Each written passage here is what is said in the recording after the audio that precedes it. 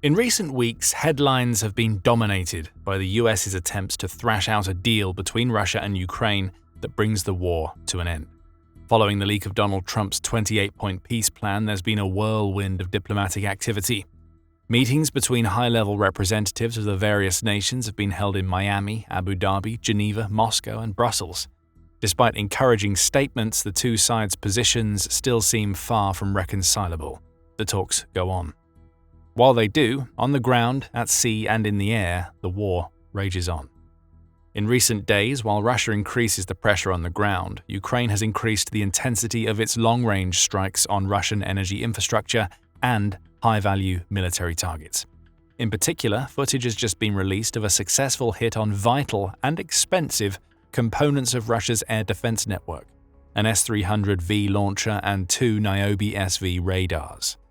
Disabling or disrupting Russia's air defenses is a crucial but often underappreciated aspect of Ukraine's war in the air against Russia.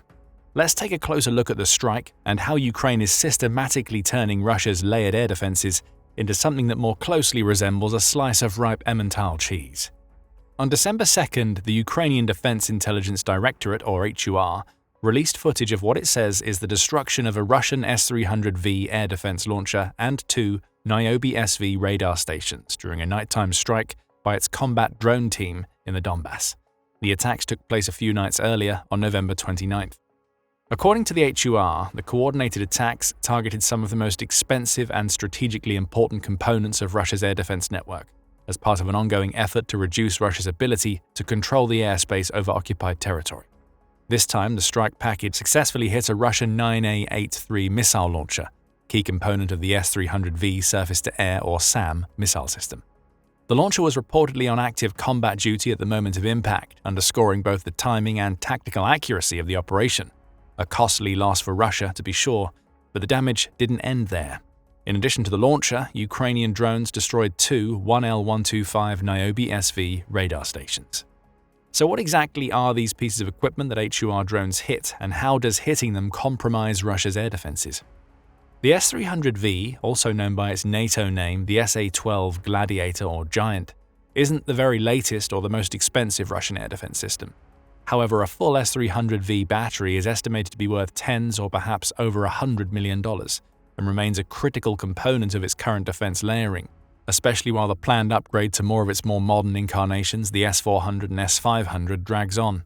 It's one of several variants of the S-300 family, a series of long-range surface-to-air or SAM missile systems developed by the former Soviet Union and now produced by Russia. The system was designed to defend against a wide range of aerial threats including aircraft, cruise missiles, and ballistic missiles. Although the original versions are no longer being produced, Russia actively maintains, modernizes, and even exports its existing stock. These days, especially facing Ukraine, Russia primarily uses its S-300Vs to attempt defending its skies against Ukrainian drones and HIMARS, Storm Shadow, Scalp, Neptune, Flamingo, and a growing variety of missiles and missile-drone hybrids. Because it's a long-range system, it's typically placed in the rear of Russia's layered air defenses, with shorter-range systems used closer to the front. So the fact that this Ukrainian strike hit an S-300V launcher in Donbass, which is obviously on or close to the front lines, suggests that Russia might be running short of air defense systems. The independent website Oryx, which meticulously tracks verified equipment losses in the war in Ukraine, counts 359 Russian SAM air defense systems hit by Ukraine to date. Of those, 269 were destroyed, 62 damaged, 4 abandoned, and 24 captured. Oryx also lists 7 9A-83 loaders for the S-300V that have been hit by Ukraine previously, which makes this latest hit, which has not yet been recorded on the site, the 8th. The missile loader or launcher is of course a critical part of any SAM system. You can't exactly fire missiles at incoming threats without one, after all. The S-300V SAM system, like many, has 5 core components: the missile loaders or launchers, the missiles they launch, a command and control vehicle, radar systems, and reloading vehicles. All the components use a specialized tracked chassis based on the 2S7 Pion artillery system, with components from Russian T-72 and/or T-80 tanks. The platform is powered by an 840 horsepower V84 diesel engine, delivering a maximum speed of 31 miles per hour and a range of up to 300 miles. The launchers come in 2 varieties: the 9A-82, NATO name SA-12B Giant, and the one that Ukraine hit a few days ago, 9A-83 or SA-12A Gladiator. The Giant has a crew of 3 and integrated engagement radar. It's designed to take out ballistic missiles and carries 2 9M82 long-range missiles for that purpose. It has a range of around 62 miles and an effective altitude of around 18.6 miles. The Gladiator, on the other hand, is designed to target aircraft, cruise missiles, smaller ballistic threats, and even drones. Although the cost-benefit ratio of shooting down cheap drones with expensive missiles quickly becomes unfeasible. The Gladiator also has a built-in radar but carries 4 9M83 medium-range missiles, which have a shorter range and altitude of 45 and 15.5 miles respectively. As for the missiles, they're pretty nasty. The anti-ballistic missile, the 9M82, has a length of 32.5 feet, diameter of 3 feet, and weighs over 10,000 pounds.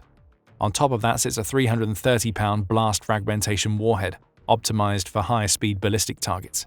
The 9M83 uses the same warhead, as it's just as effective against aircraft and cruise missiles.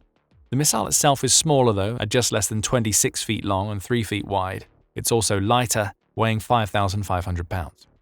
The launchers are fully automated and are controlled via a 9S457 command post vehicle, the central brain of the battery. It has a crew of 7 who track up to 70 targets, assign priorities, and coordinate multiple launches at once. The tracking and coordination is done by the 4th component of the battery, the radar, which consists of 2 parts. The first, the 9S15 surveillance radar, requires a crew of 4 and provides early warning and target acquisition. It has a detection range of over 200 miles for aircraft, cruise missiles, and the like, and 93 miles for ballistic missiles. The second, the 9S19 sector surveillance radar, focuses on high-speed targets with low radar signatures like warheads. It also requires a crew of 4 and has a smaller range, 108 to 137 miles, but a fast reaction time. Finishing off the battery are 9T234 reloading vehicles, which carry spare missiles and a crane and comes in 2 variants tailored to the 2 different launchers. One carries 2 9M82 missiles and the other carries 4 9M83 missiles. They can reload launchers in 50 to 60 minutes or even launch missiles themselves using targeting data from launchers. All in all, it's a solid system, if dated. It entered service in phases, with some elements integrated into existing air defense systems as far back as 1983. The 9M83 missile entered production in 1986, and full deployment of the system was reached by 1988. When Ukraine gained independence from the Soviet Union in 1991, it inherited a stockpile of S-300 systems, including around 300 launchers. With little threat from a weak post-Soviet Union collapse Russia and more urgent matters like nation building to attend to, most of them fell into disrepair. That all changed in 2014. Following the Maidan, Russia's subsequent annexation of Crimea, and the outbreak of a civil war against Russian-backed separatists in Donetsk and Luhansk, air defense understandably shot up Ukraine's priority list. By that stage, only a few were still in working order. Ukraine hauled the tarpaulin and set to work repairing and restoring its stockpiles of S-300. By the time Russia launched its full-scale invasion in February 2022, it had around 100 in working order. At that time, the S-300V was one of the few systems Ukraine had to try and take down Russian ballistic missiles, and Ukraine made good use of them. However, Russia seems to have specifically targeted them and the rest of Ukraine's air defenses in its initial onslaught, hoping to gain complete aerial dominance. At least 21 Ukrainian launchers were lost by April 2022. Missiles quickly began to run low, with no real options to replace them, as only Russia makes them, especially in the quantities required long-term. By December 2022, Ukraine was actively seeking more S-300 systems and particularly more missiles. But by then, Western arms had started flowing into Ukraine, including air defense systems ranging from humble shoulder-launched man-pads to top-of-the-range MIM-104 Patriot SAM systems, with everything you can think of and all kinds of new things that Ukraine thought up in the meantime in between. Today it's unclear how many S-300Vs Ukraine has left, but due to dwindled missile stocks and more powerful options in its arsenal, it's unlikely they play too great a role. For Russia, on the other hand, as this latest strike proves, they clearly still do. Although it's hard to come by accurate data, Russia is estimated to still have around 50 S-300Vs in operation. Oops, best make that 49. At the start of the war, they had large stockpiles of S-300 missiles that were at or near their end of life. Speaking in September 2022, Vadim Skibitsky, a representative of HUR at the time, told Ukrainska Pravda that the number of missiles depends on what the Russian Federation is currently using. We calculated S-300 are missiles that have been in storage for more than 30 years, and most of them for 35 to 40 years. This is actually a missile that needs to be removed, but they're being processed. There are about 7,000 of them. Instead of spending money on disposal, they are simply released through our territory. If you count how much they use them, then they will have enough of these missiles for another 3 years. Although it's unclear how many missiles they have left, Skibitsky seems to have been a tad optimistic, as the launchers wouldn't still be getting hit so close to the front lines without there being missiles to launch. Indeed, S-300Vs still appear to play a prominent role in Russia's layered air defense system. It's a sophisticated, multi-tiered, integrated air defense system designed to create anti-access area denial or A2AD zones that are difficult to penetrate across its vast territory and in forward deployed regions like occupied Ukraine. The basic strategy is based on depth, redundancy, and overlapping engagement envelopes to ensure continuous coverage and resilience, even if one layer is degraded. In layman's terms, it integrates long-range, medium-range, and short-range systems under a unified command and control architecture that links ground-based radars, airborne early warning aircraft, electronic warfare units, and air defense brigades. The highest or longest range tier provides air defense bubbles potentially extending up to 500 miles in diameter. This tier consists of long-range systems such as Russia's newest S-400 Triumph, S-500 Prometey, and the S-300Vs. The medium-range layer is primarily composed of the S-350 Vityaz system, which offers medium-range coverage optimized for countering drones, cruise missiles, and standoff weapons like JASSM and Storm Shadow. With a range of 37 to 74 miles and a high missile load of up to 12 to 16 ready-to-fire missiles, the S-350 serves as a critical bridge between long-range interceptors and point defense systems. It's often deployed alongside the older 9K-37 Buck and its variants, which provide mobile mid-range defense and extend radar coverage.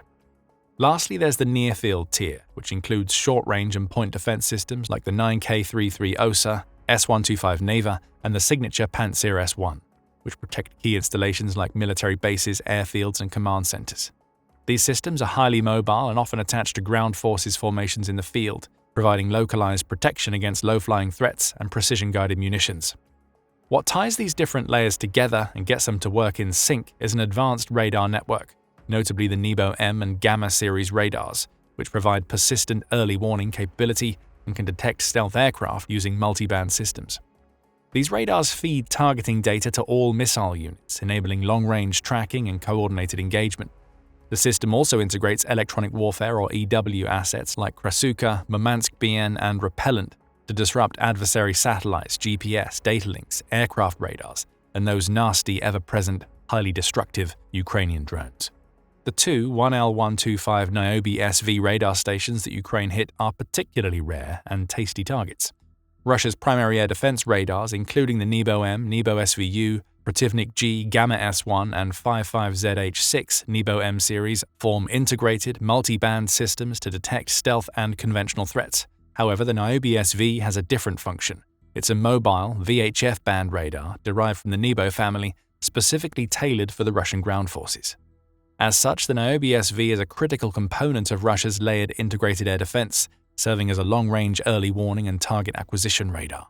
It's a mobile, 3-coordinate radar station designed to detect, track, and identify all types of airborne objects, including aircraft, helicopters, cruise and ballistic missiles, and UAVs, with a special capability of detecting low observable and stealth aircraft, such as the B-2 Spirit, F-22 Raptor, and F-35 Lightning II, due to its operation in the VHF band. The radar is mounted on a 4-axle CAM-AZ truck chassis, enabling mobility and rapid deployment with setup time ranging from 10 to 15 minutes. The system is operated by a crew of 3 and is capable of continuous, long-term operation, including extended combat duty periods. As for its performance, the Nobi SV looks pretty impressive on paper. It's reported to be capable of tracking up to 300 air targets simultaneously at a detection range of up to 310 miles, with maximum altitude coverage of 40 miles. The system transmits information on the air situation to command centers and air defense systems, including long-range systems like the S-300V and short-range systems like the Pantsir S1. Bottom line, deploying this system in strategic zones such as Donbass and Crimea plays a key role in enabling Russia to maintain a no-fly zone and coordinate air defense across hundreds of miles.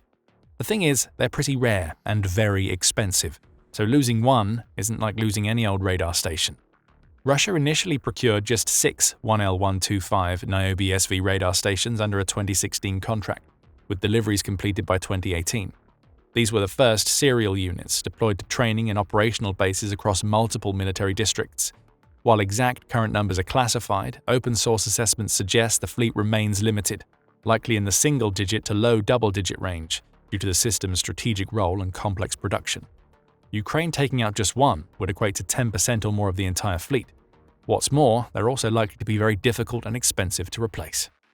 Given the system's complexity and specialized components, many of which may be under sanctions, production is likely low volume, possibly as few as 1 to 6 units per year. Serial production began in 2016, but output has not been disclosed since. The current cost is also anyone's guess. The original cost per unit in the 2016 contract was about $6 to $7 million at 2017 to 18 exchange rates. However, some Western and Ukrainian sources estimate the system's replacement value today at around $100 million. That could reflect broader deployment costs, integration, or be a case of confusion with other Niobiy series radars like the Niobiy-U. However, the real unit price is likely to be closer to the original price than $100 million. In any event, the destruction of even a single Niobiy SV is certainly a significant tactical and strategic loss for Russia. Given their limited numbers and high technological value, each unit's loss degrades the overall layered defense's detection range and situational awareness, creating blind spots in air coverage. That in turn forces reliance on older, less capable radars, which further reduces the quality of coverage and disrupts coordination between radar and missile systems. And that in turn triggers cascading vulnerabilities in air defense sectors. So if losing one Niobiy SV hurts, imagine what losing two must feel like. As the HUR announcement understatedly puts it, such strikes significantly reduce the enemy's ability to control the airspace over Donbass and create conditions for new operations by Ukraine's defense forces. By targeting radars and launchers simultaneously, Ukrainian intelligence appears to be pursuing a strategy aimed at systemic erosion rather than isolated destruction. The removal of both eyes and hands of Russia's air defense network significantly weakens its ability to respond to incoming strikes, clear the skies for Russian aviation, and protect logistics or command hubs deeper in temporarily occupied territory. Russia is already struggling to cope with Ukraine's increasingly effective strikes ever deeper into its rear. We'll assess how much further these latest strikes have degraded its ability to defend itself from them, and of course keep you updated. If you haven't done so yet, subscribe to the channel so you don't miss out. And thank you for watching.